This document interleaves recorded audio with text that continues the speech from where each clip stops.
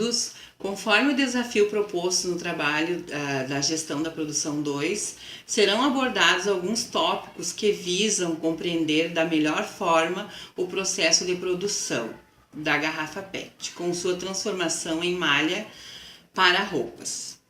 Por isso, precisamos entender o que é planejamento e controle da produção, o famoso PCP das empresas.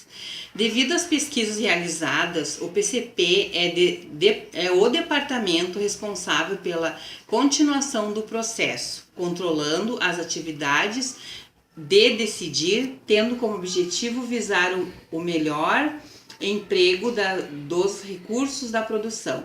Para que isso o produto seja feito no prazo e na quantidade certa, utilizando os recursos corretos. Para a compreensão mais ampla deste estudo, estaremos exibindo um vídeo que demonstra como funciona a linha de produção da garrafa PET.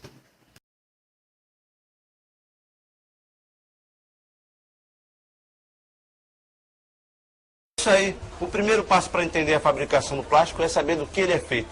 E apesar de parecer estranho, o plástico vem de um material muito conhecido e bastante usado pelo homem, o petróleo. Com certeza você já ouviu falar em petróleo, mas talvez ainda não saiba que ele é uma matéria orgânica resultante de um processo de maturação ao longo de milhões de anos, sendo composto por uma complexa mistura de hidrocarbonetos. Como as cadeias desses hidrocarbonetos possuem diferentes tamanhos e pontos de ebulição distintos, é possível separá-las através de um processo chamado de destilação ou craqueamento.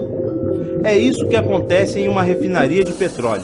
Cada comprimento de cadeia tem uma propriedade que a torna útil de uma maneira específica. Por esse motivo, existem tantos produtos derivados do petróleo. Ok, o plástico é um derivado do petróleo. Mas esse é só o início do seu processo de produção. Pelo craqueamento do petróleo, obtém-se a matéria-prima do plástico, a nafta. Das refinarias, a nafta é levada para as centrais petroquímicas, onde passa por diversos processos para formar monômeros, como o etileno e o propileno, que são utilizados na fabricação dos plásticos.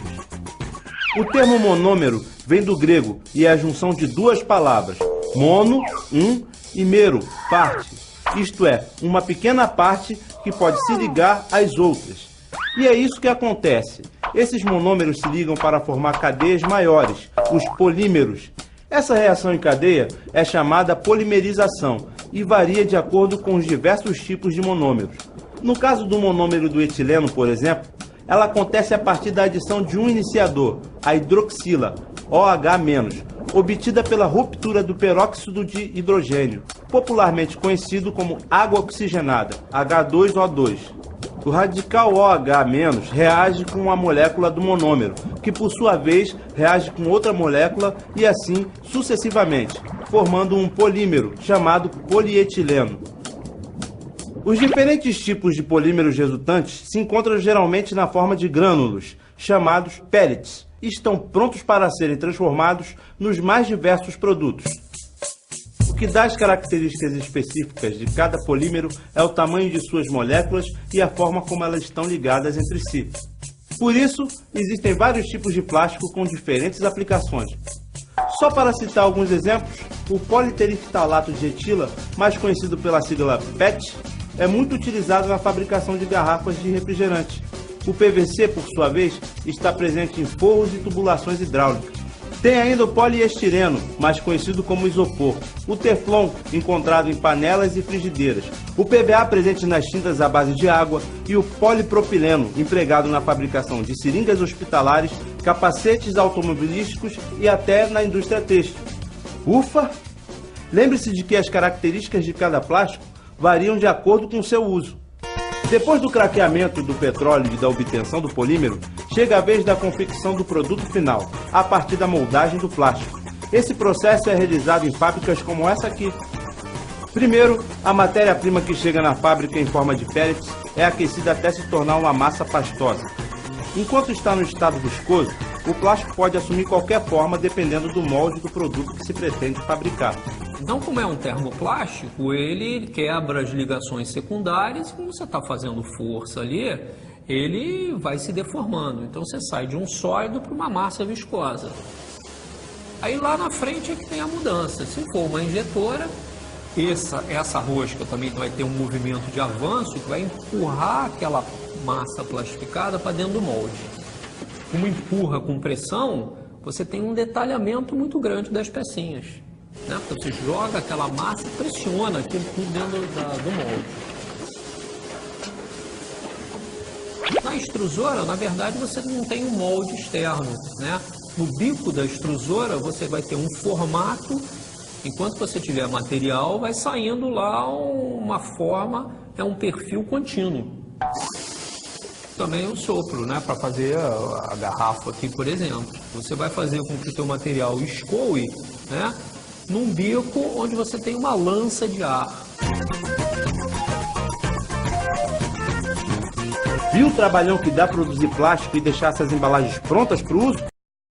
Boa noite. Conforme mostrado no vídeo anterior, onde demonstra o ambiente de manufatura da produção da garrafa PET, podemos ressaltar que é de responsabilidade do PCP coordenar e aplicar os recursos para a atividade melhor possível nos planos estabelecidos em nível tático, estratégico e operacional. Logo, podemos desdobrar o nível estratégico como fase que define a política estratégica de longo prazo da empresa, gerando um plano de produção. O nível tático são estabelecidos os planos de médio prazo, onde o PCP desenvolve o plano mestre de produção. Já o nível operacional, são criados programas de curto prazo de produção, com acompanhamento dos mesmos que abrange estoques, emitindo e liberando ordens de compra, fabricação e montagem, bem como execução, acompanhamento e controle da produção, com uma visão geral do interrelacionamento das atividades do PCP. Para darmos continuidade na pesquisa, podemos ressaltar quais são as etapas do PCP. Temos como etapas do PCP receber a previsão de vendas da área comercial, pedido de compra, ordem de serviço, verificar o nível de estoque inicial e final, pois temos que saber se temos estoque suficiente para acompanhar a demanda.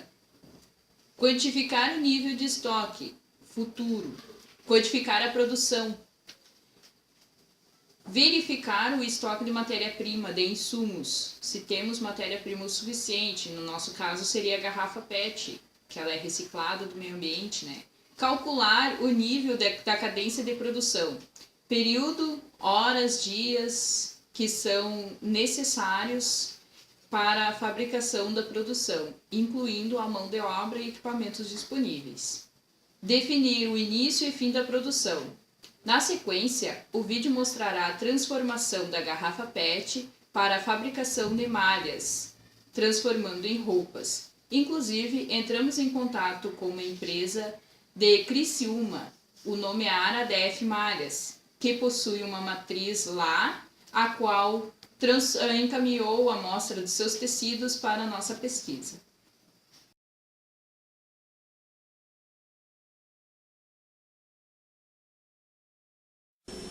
A reciclagem de garrafas de plástico está mudando o tecido da sociedade porque essas garrafas estão sendo transformadas em lã de poliéster. A lã de poliéster reciclada é utilizada em um material que é usado para fazer meias, fleece e outras coisas. E isso dá uma vida nova ao poliéster. O poliéster é feito de petróleo, então a reciclagem significa que aproveitamos tudo o que um recurso valioso tem a oferecer. Eles convertem o resíduo da fabricação do poliéster à esquerda e garrafas de plástico em forma de chips. Pulsos de ar quente jogam os chips, dando a eles conchas duras. Passam por um secador para se livrar da umidade que enfraqueceria o produto final. As conchas evitam que eles grudem, ajudando o processo de secagem. Uma verruma leva os chips através de canos aquecidos, que os derretem, criando um líquido grosso.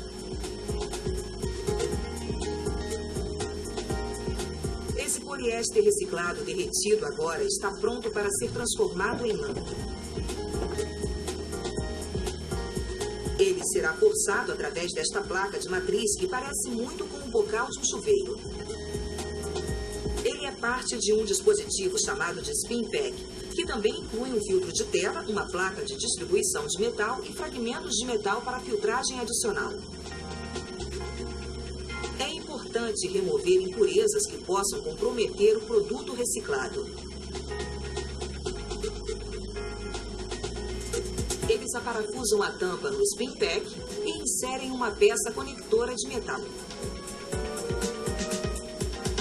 Eles pré-aquecem o pack para que o poliéster não endureça enquanto flui através dele. Então, eles o transferem para uma das aberturas de onde flui o poliéster líquido. Há dezenas dessas aberturas, todas tampadas por um spin pack.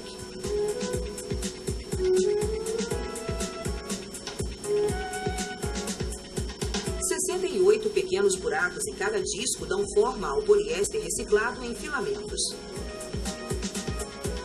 Eles esfriam e endurecem à medida que saem. Cada um é 5 vezes mais fino que um único fio de cabelo humano. Alguns podem se quebrar quando o equipamento para e recomeça a funcionar. E os restos vão para uma caixa grande para ser reciclados novamente. O resto converge em funis para um guia, que organiza todos os filamentos em um só fio.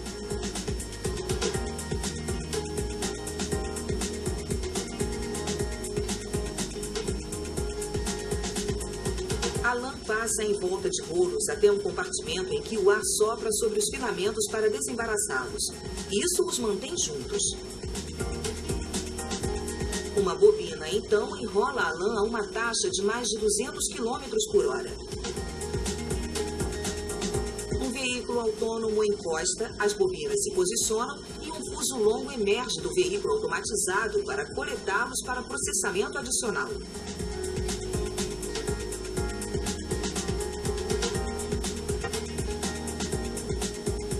Eles agrupam uma amostra de cada lote de produção com filamentos de fios pretos, que permite que a lã mais leve se destaque. Desfiam ambas as pontas da lã com uma lâmina de modo que sejam mais fáceis de examinar sob um microscópio. O técnico projeta a imagem ampliada sobre uma tela e conta o número de filamentos.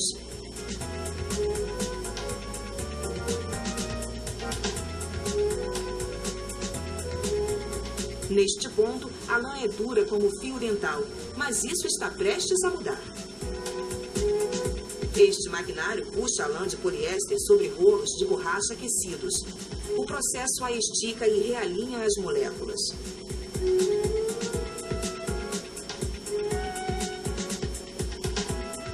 Mais equipamento a torce e então é tomada por bobinas automáticas. Agora esta lã de poliéster reciclada parece menos com fio dental e mais com lã de ovelha.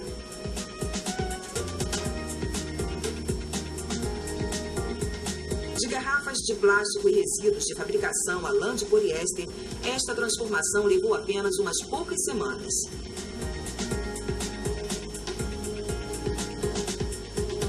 Esta lã reciclada agora está pronta para o mundo material, tornando o consumismo uma coisa menos destrutiva. O Sistema de Planejamento e Controle da Produção, ou PCP tão somente, objetiva planejar e controlar o processo de fabricação de mercadorias e a utilização dos recursos necessários para a sua produção. Desempenhar essa tarefa com precisão requer do PCP uma forte integração com os sistemas de engenharia, compras e estoques. Para entendermos melhor este processo, devemos antes compreender que o fluxo de mercadorias em uma indústria se dá através de um ciclo infinito de transformação de materiais em produtos prontos. Este ciclo é externamente alimentado de um lado pela entrada de mercadorias através do compras e do outro pela demanda de entrega de mercadorias acabadas geradas pelas vendas. O ciclo se repete, portanto, indefinidamente enquanto estes processos de compras e vendas forem capazes de dar vazão à demanda interna e externa. Em uma empresa clássica, esse ciclo se inicia na previsão de vendas, que gera demanda para a produção, o planejamento de produção, então consulta a engenharia de produtos e explode a demanda de matéria-prima em forma de solicitação ao compras e o processo em forma de um cronograma de trabalho para as linhas de produção. Enquanto o compras encarrega-se de alimentar o estoque, a produção executa este cronograma e consome as mercadorias no processo de transformação até alimentar novamente o estoque, porém agora com produtos prontos. E por fim, o vendas dá a saída à mercadoria produzida e gera novas demandas à produção através de outras previsões ou pedidos, reiniciando novamente todo o ciclo desde o início. Boa noite, colegas. Como já foi falado antes a respeito do PCP, agora eu vou mudar um pouco o foco. Vou falar sobre o controle de estoque. Ele é muito importante para qualquer tipo de empresa, pois através dele controla-se os desperdícios, desvios e apuram-se os valores para fins de análise, bem como apura o demasiado investimento, o qual prejudica o capital de giro. O estoque pode-se dizer que é o acúmulo armazenado de recursos materiais em um sistema de transformação existente da diferença entre a produção e a demanda. A função do controle de estoque é maximizar o efeito lubrificante do feedback de vendas não realizadas, ajudando no ajuste de planejamento de produção. E para ter o planejamento no estoque é preciso seguir alguns procedimentos como quanto pedir. No caso, tem que saber o volume de ressuprimento, a quantidade para pedir e quando pedir. Seria o momento certo para o reabastecimento, saber exatamente o momento certo que tu tem que reabastecer o estoque. Como controlar o sistema, as rotinas, as prioridades. No caso, tem que saber controlar. O gerenciamento das informações seriam decisões de ressuprimento, custos e perfis de estoque e lote econômico. Medindo o estoque, seria o valor total de estoque, cobertura de estoques, estoque médio e o giro de estoque. Sistema de informações de estoques seria para atualizar os registros, gerar pedidos e gerar registros de estoques. Bom, seria isso, então, obrigada. Boa noite, meu nome é Magda. Acabamos de ver agora todo o processo de produção no vídeo anterior e eu irei falar então sobre as atividades do PCP.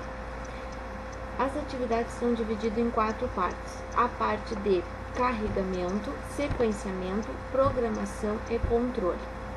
Dentro da parte de carregamento, nós temos 2 divisões, o carregamento previsível e o imprevisível. Ou seja, o previsível, ele é possível de limitar a carga, certo?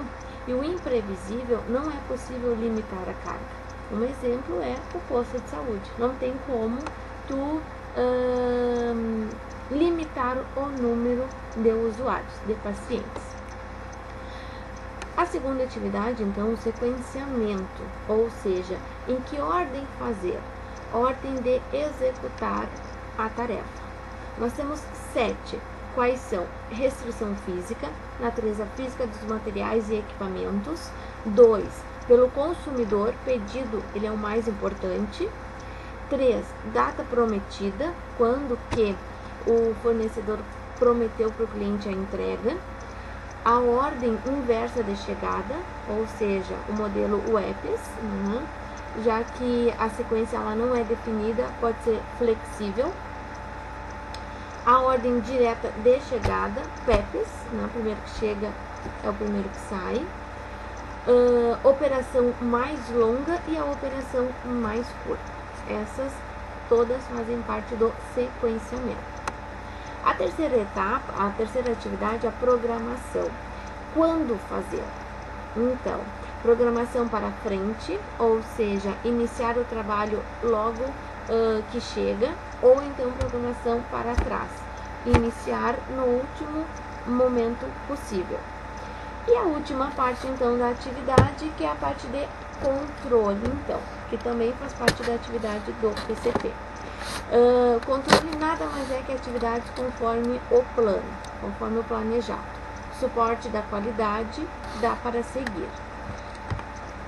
Neste momento, eu apresento então todas as atividades. Espero que eu tenha ajudado aí no conteúdo. Bom estudo. Obrigada.